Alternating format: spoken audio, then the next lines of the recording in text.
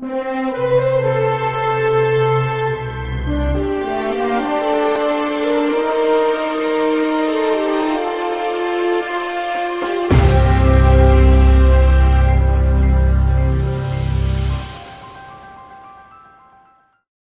estamos de volta, obrigado por continuar conosco. Vamos agora ao prometido, exibir alguns trechos da palestra feita por Divaldo Franco na Federação Espírita do Paraná.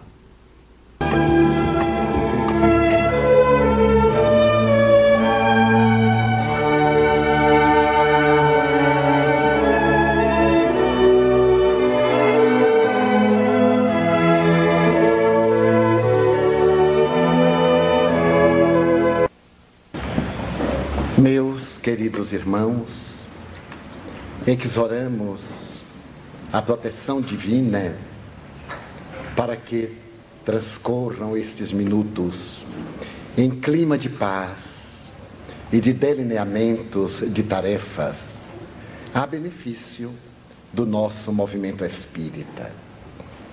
Allan Kardec havia publicado o Livro dos Espíritos. Na sua alma de gigante desenhavam-se as prioridades para o futuro.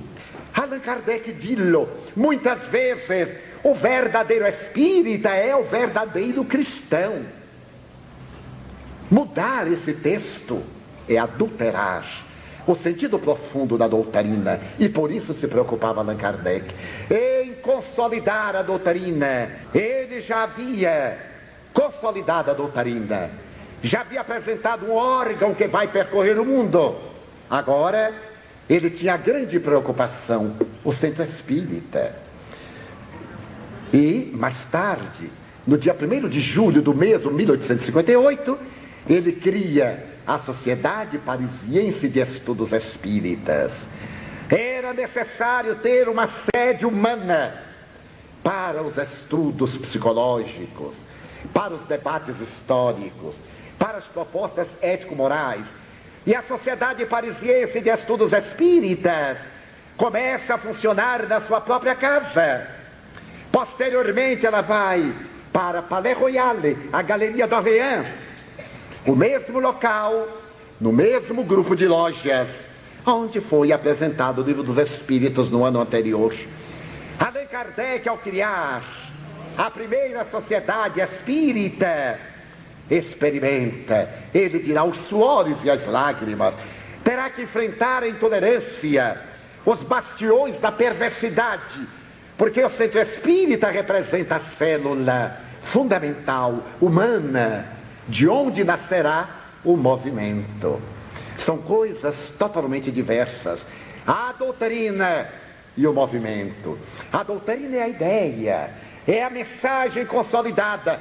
O movimento somos nós, frágeis, que temos defecções a cada momento, que mudamos de opinião conforme nós mudamos de emoção, que ainda estamos percorrendo as estradas dos interesses imediatos apaixonados, que ainda queremos transformar o espiritismo numa seita para resolver os problemas que nos dizem respeito. O centro espírita é o bastião de segurança, é o forte, colocado na terra desértica para poder servir de fronteira entre a ignorância e o esclarecimento. O centro espírita tem todo um elenco de atividades. Não é a casa construída de pedra e de cal, de cimento, ferro e concreto, que preocupa a tantos indivíduos. É o que dentro dela nós construímos.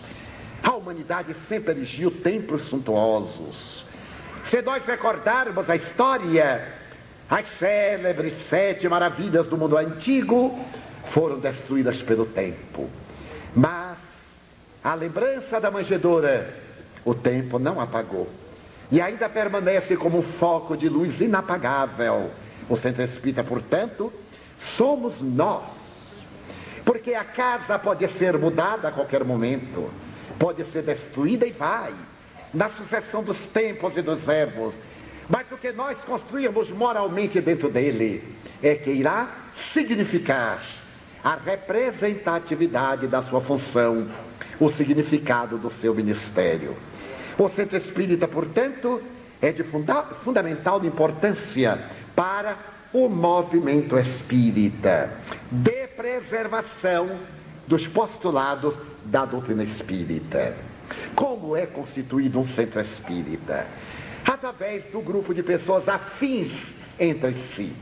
E está no Livro dos Médiuns, quando Allan Kardec fala das sessões experimentais sérias, que devem ser pessoas afins, que se conheçam, que se estimem, que se respeitem, para sobre esse alicerce erguer-se todo esse monumental edifício espiritual que se candidata a ser o farol nas trevas da ignorância humana. O Centro Espírita, portanto, é uma congregação de indivíduos que pode ter várias designações: a associação, núcleo, centro, agremiação, pouco importa. E todos eles reunidos, federação, confederação, união, são secundárias as palavras, mas nele deve haver um grupo de pessoas que vão eleger aqueles mais responsáveis para, diante das leis do país no qual se instala, responder às exigências que diz respeito aos deveres humanos perante a coletividade. Os centros espíritas têm uma formação defeituosa, porque são em torno de pessoas e se transformam em casas de pessoas, perdendo esse caráter de universalidade, de liberdade do ensino, sob os princípios éticos. E o que acontece? Jesus o disse: aqueles que ficam em torno de um principiante, que são principiantes, constituem cegos, conduzindo cegos. Não são em realidade centros espíritas, são núcleos mediunistas, porquanto não aderem ao movimento da unificação, porque os espíritos ignorantes que se manifestam presunçosos e que desejam manter na ignorância aquelas pessoas ingênuas, dizem que não é necessário estudar, porque eles são responsáveis por nós, o que é um grande crime ético. Ninguém é responsável por outrem, nós somos responsáveis pelos nossos atos.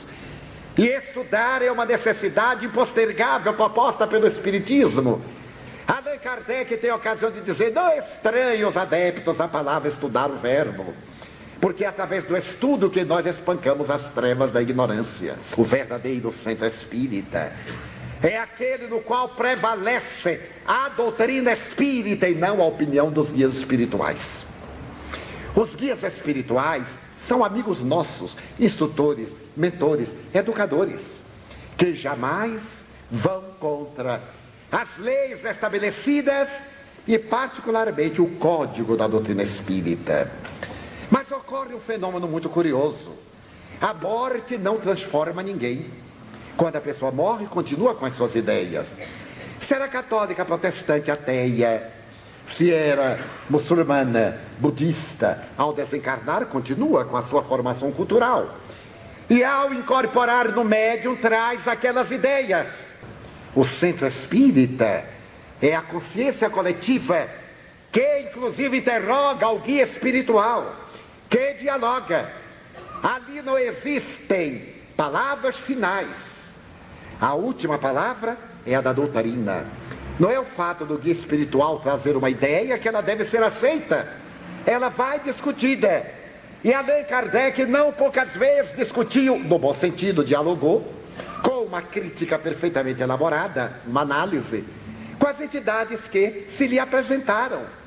E nós vamos encontrar no Livro dos Médiuns as comunicações apócrifas. Aquelas comunicações que estavam firmadas por espíritos que se diziam de alta estirpe, ou que ostentavam nomes que foram famosos, e que, no entanto, são comunicações fraudulentas. Eis porque o centro espírita deve ter as suas raízes fincadas no conteúdo da doutrina espírita. A primeira característica, portanto, do centro espírita é a ética em relação à doutrina, o estudo, o debate franco, jovial, a conversação saudável.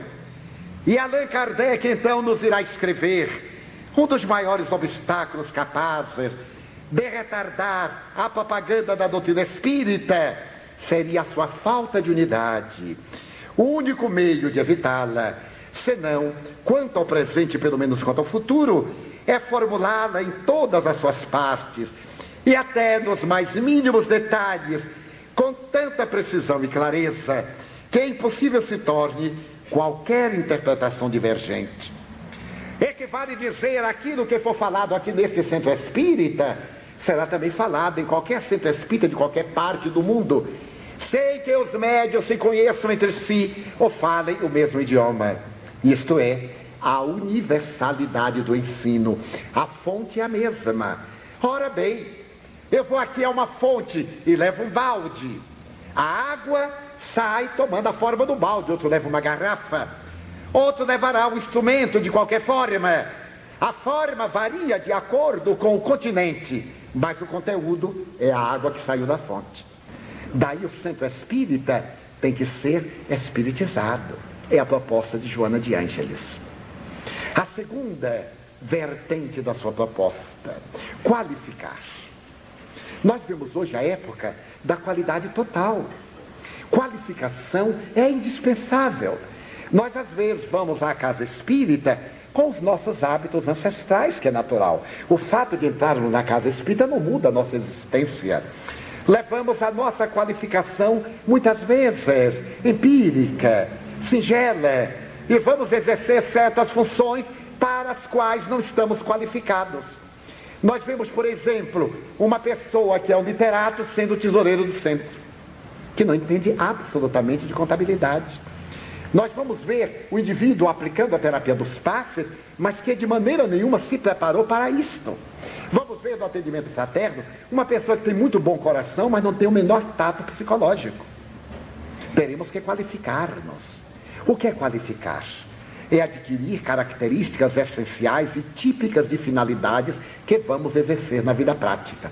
Se eu, por exemplo, quero dedicar-me ao atendimento fraterno, eu devo fazer um curso. Por isso, os centros espíritas devem estar vinculados ao chamado movimento organizado, porque as nossas casas federativas dispõem de equipes para nos esclarecer, para nos informar, para ministrar cursos. Qualificar não é elitizar, não é intelectualizar, é equipar de recursos para fazer bem aquilo que gostaria de fazer. Evitar o aventureirismo e humanizar. Humanizar é fazer que nós, de vez em quando, tornemos a nossa simplicidade, ao nosso bom humor, ao nosso lado humano.